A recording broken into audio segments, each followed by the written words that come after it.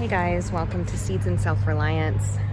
So I thought I would be a lot longer in between making videos. I thought it would be a couple of weeks before there would be anything significant to report, but it's been about a week and we have quite a bit of growth. I think things just exploded over the course of the week. We got a lot of moisture and a lot of awesome sun also. So today's actually a super hot day. It was plus 26 today. So I'm coming out in the evening to kind of do a little bit of harvesting when it's cool of some of my cruciferous vegetables. So I'm gonna do those now that it's shaded, and then I'm just gonna take you on a little tour to see how everything's progressed in the last week, which is absolutely crazy. Yeah, and how things have basically really bounced back from all the storms that we were having, especially the potatoes. So stay tuned and I hope you enjoy the video. Hey guys, so as you can kind of see, it's been a few days since I've been out here. This is actually just taken over. These leaves of Swiss chard are crazy. So it's about time to harvest, so I'm gonna start taking some of these big guys down and bringing them in to process. So what I do is I just use some scissors and I will go right down near the base and take these out. Like, as you can see, this is bigger than my head. These are big dino leaves. And I just wanted to show you one thing. So on this leaf, if you can see it right there, let's see if it'll come into focus. So right there is a little egg. That is from the cabbage looper butterflies. So these are the little guys. I will go in by hand and just wipe them all off of everything, because once those guys hatch, the caterpillars will really do a number on the leaves in no time, and you'll wake up and you'll notice everything's been munched on while you're sleeping. So it's, if you're not really spraying or using any kind of pesticide, you kind of have to go out and remove the eggs by hand every single day, maybe more than once a day. And that's if you have a small garden. If you have a large garden though, you might want to think about doing something different in terms of pest control. These, like I said, these yellow stickies were really handy. They don't really do much for the cabbage looper butterflies though. They're awesome for the leaf miner flies. So super awesome idea for pest control with the leaf miner flies. And the cabbage loopers, I'm literally just coming out and removing the eggs twice a day. But you know what, I really love gardening, so it doesn't bother me at all. It's actually really therapeutic to come out here and just be with the plants and, you know, going through each leaf. Is it time consuming? Yes, but is it relaxing? It actually is. So I don't mind doing it. If I had like a market farm or something where I was, you know, going to the farmer's market and had a big yield, I might think about some additional spraying. In certain ways, I'm sort of questioning whether I should do it anyways. I have some organic BT spray, which is basically a type of bacteria spray that when you put it on the leaves and around in the soil area, if there were anything to munch on that leaf, it would not survive. And it also upsets the life cycle of the eggs that are on the leaves. So it is really helpful. I just haven't used it yet. I haven't felt like a huge need to use BT yet, but I'm starting to think about it, because if there are days where I don't want to be out here, or if I have other things to do, I don't want to worry about my entire garden just being decimated overnight or within a couple days. And that can happen. So let's continue on. We'll just grab some of these big leaves. So I'm just taking the ones that are just right on the outer perimeter, some of these huger ones, just to give it some more energy to grow. And I don't want them to flower or and their growing season too early. So I'm just gonna go ahead and harvest these.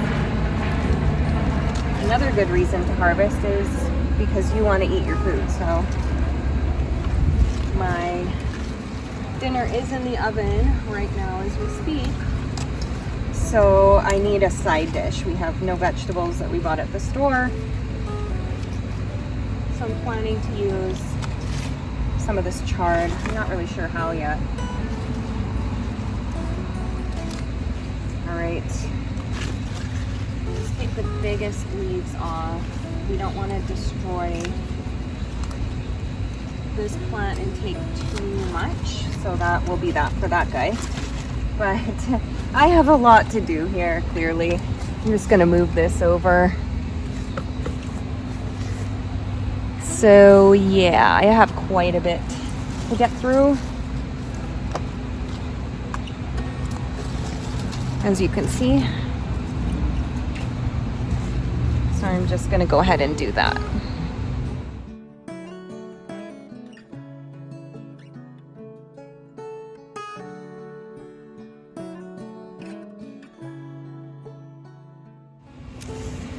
Okay, so I just did one side and we still have half to go, and this is the harvest so far. So I have a lot of processing to do tonight. So we're just gonna get started on doing this side now. So I imagine it will be double the amount.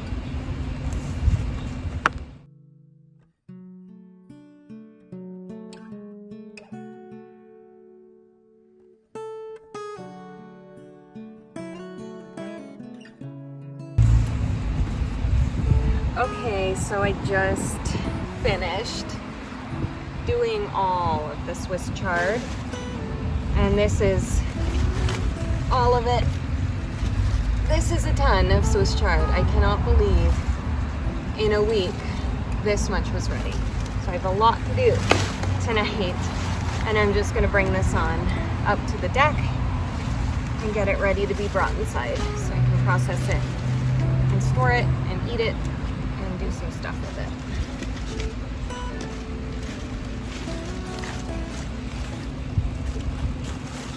It's crazy. Here we are at the carrots. Carrots are getting massive. They exploded. I did thin them. Thankfully I did. They're looking very, very good. So I'm happy about that. The onions are still doing great as usual. You can see some of those stems are pretty thick. They're getting pretty thick now. As you can see, it's at least as thick as my finger there now. I did try to pull one the other day because I actually needed an onion, and they're definitely not ready under the ground. So they're basically like a giant chive at this point. And here's the strawberries. They're doing great, still doing good. They got a couple bites, but I think for the most part, last time I took care of most of the problems. Oh, we got a little guy under there. That's a little one, just a tiny little one. Not quite ripe, give it another day. Grabbed a couple out of here in the morning. They're already eaten. There's another one over there. It's looking like it's, oh, that one got eaten. I wonder who ate that one. Oh man, I had left that one so it would be good for tomorrow, but it looks like either a bird got into it or somebody named Zeus got into it because it looks pretty chewed up. Other than that, we got a lot of flowers happening on the strawberries. Tons on this one, tons here. We got this little huge bundle of strawberries coming in right there, so that's awesome. So everything's doing good in the strawberry bed.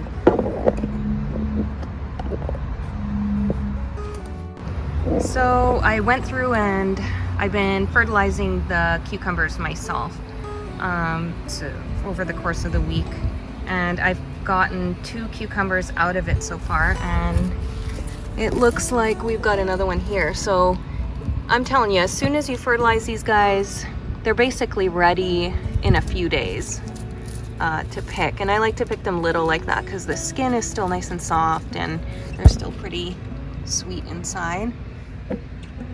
So what I had thought was male plants and female plants, I think was initially flowering as a male, but did eventually develop female flowers and cucumbers on that back plant too, and this middle plant as well.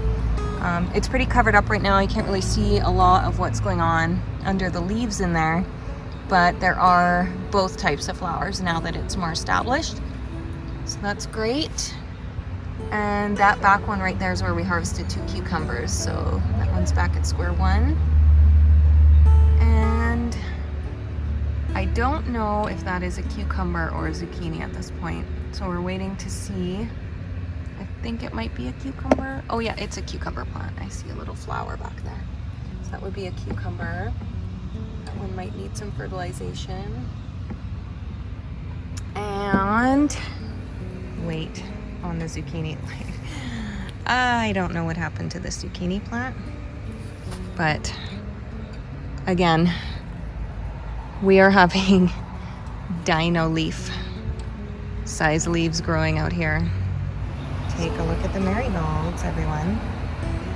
Hopefully they're doing their job with pest control. They're definitely blooming, which is really cool. Really happy about that. Have them all around where there would be threats of pests. So back here we have the celeries coming in really, really nicely, as you can see. We're getting some beautiful celery. The nasturtiums are doing really great. I thought these nasturtium leaves were huge, but then you take a look at this guy, and that's massive. So I don't know, this garden is doing a lot better than I actually thought. So I'm pretty happy about it. All right, here we are at the tomatoes, and guess what, everyone? We have fruit set.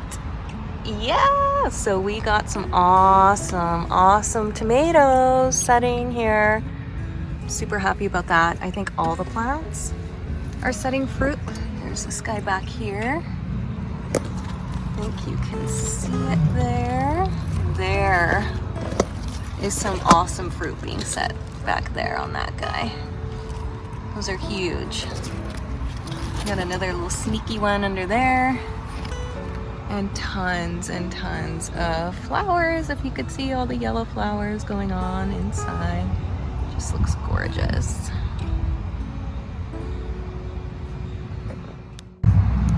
So if you could see my potatoes, they have runneth over. I have a potato abundance.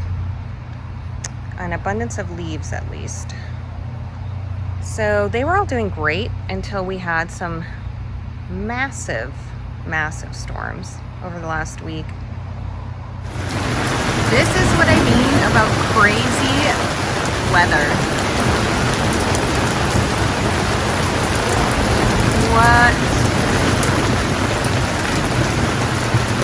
It is just pouring.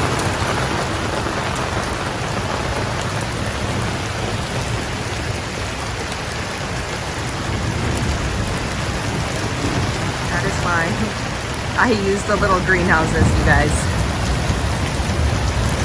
My potatoes are not looking great.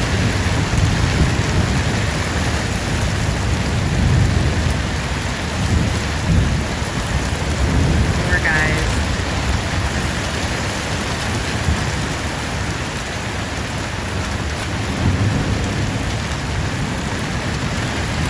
And that is Alberta weather.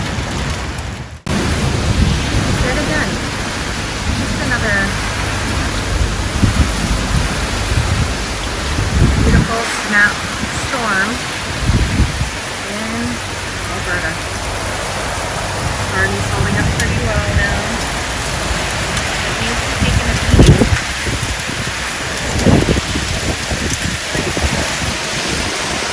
The insanity of the weather extremes this year has just been unbelievable. Anyways, I'm getting soaked on it.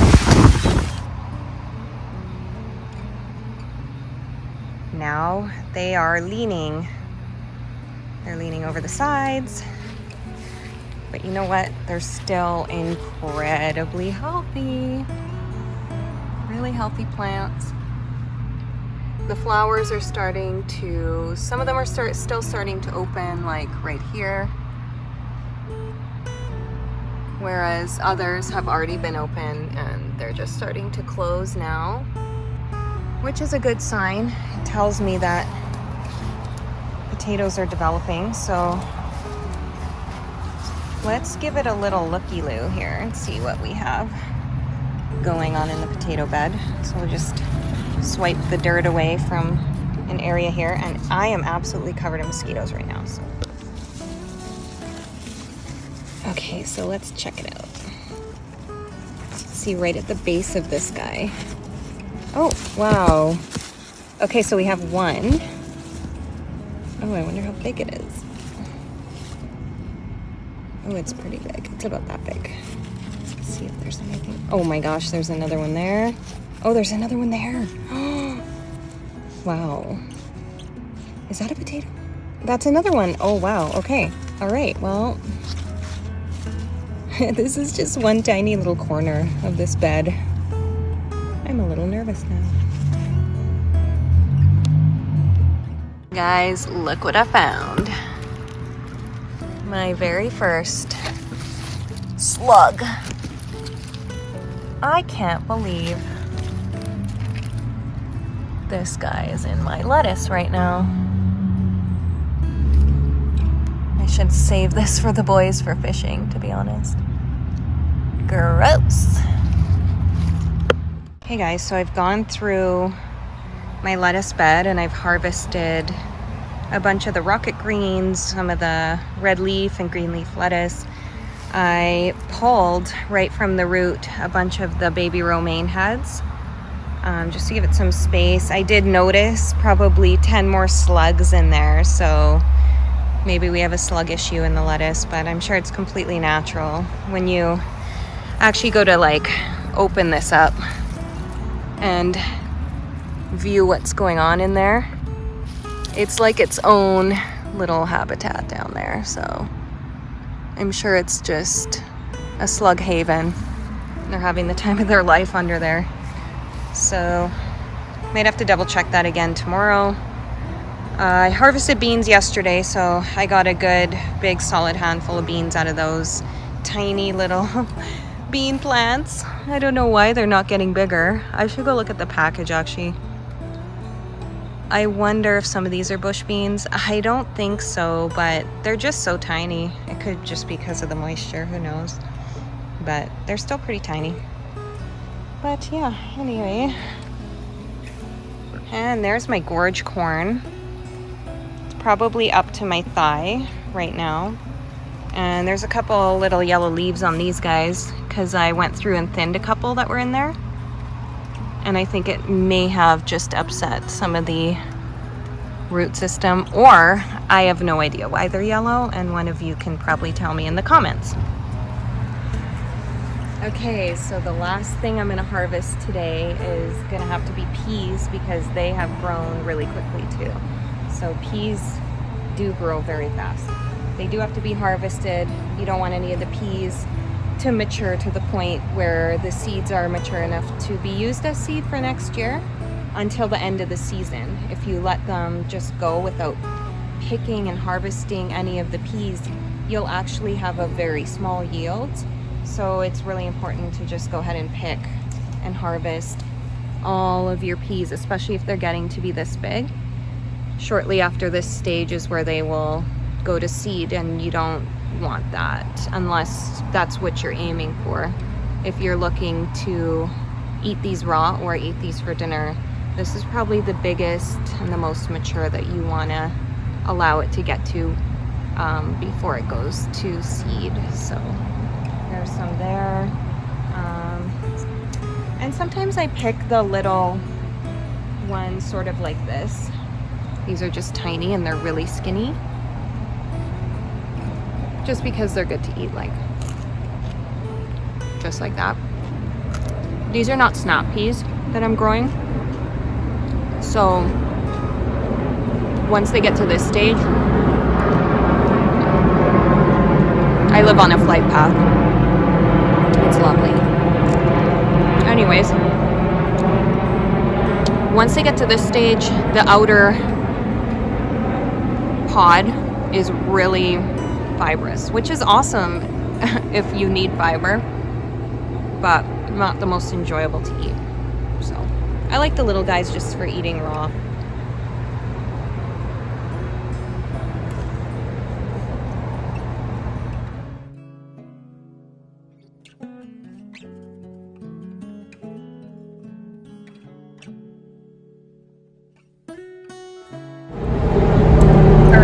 So this is what I was able to get out of the lettuce bed.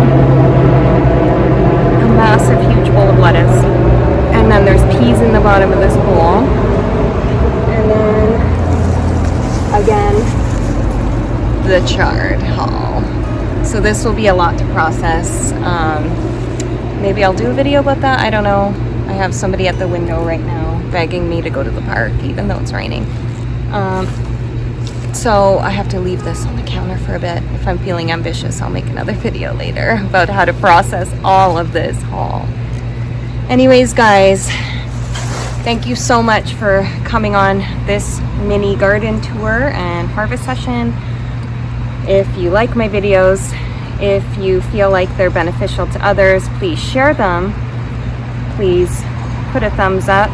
And if you have any advice or any comments to make or questions, please just leave them in the comments and we will try to either answer them, or maybe you can answer some of my questions, which would be helpful too. So thanks again for tuning into Seeds and Self-Reliance, and we'll see you next time.